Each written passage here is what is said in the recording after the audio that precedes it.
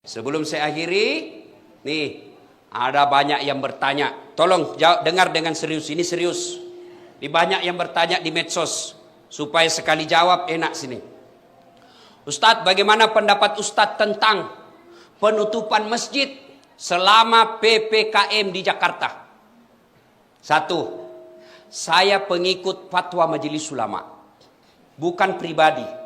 Ustadz manapun saya lebih memilih Ustadz Majelis Ulama, bukan pribadinya. Namanya majelis, kumpulan orang-orang hebat di dalam Majelis Ulama.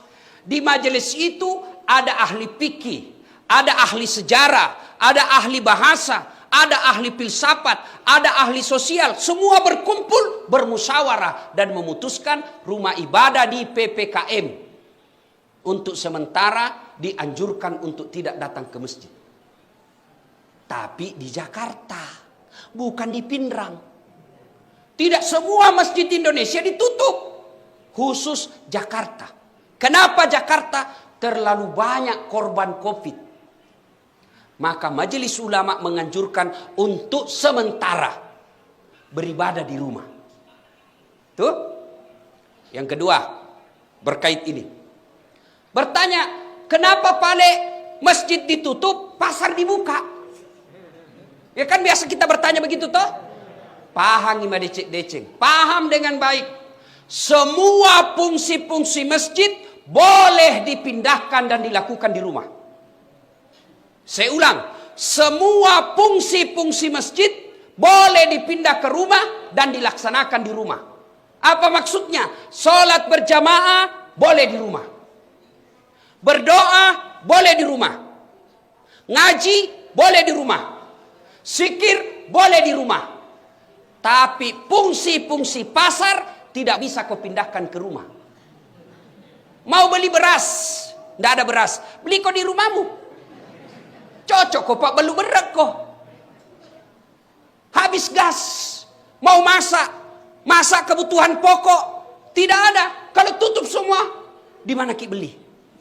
Dan tidak semua juga pasar dibuka, hanya pasar-pasar tertentu. Yang ketiga, Bapak Ibu saudara-saudara sekalian, bijaksana dalam menerima pesan-pesan media sosial. Karena ada pesan media sosial yang sentimen memang di-share saja yang benci-benci.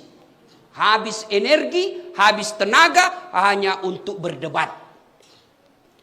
Yang keempat, kita berpesan kepada pemerintah untuk lebih serius lagi menangani COVID ini.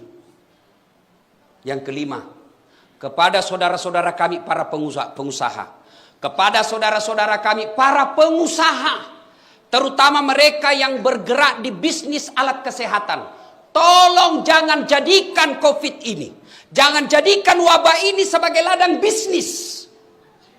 Kami tidak pernah marah kalau kau bisnis ladang sawit, kami ikhlas kamu berbisnis tambang. Tapi tolong jangan jadikan COVID ini sebagai ladang bisnis di antara kalian. Kasihan masyarakat kita. Mereka hilang nafkahnya, mereka hilang lapangan kerjanya, mereka hilang keluarganya. Lalu kau jadikan ini COVID sebagai ladang bisnis, demi Allah tidak berkah hidupmu sampai akhirat.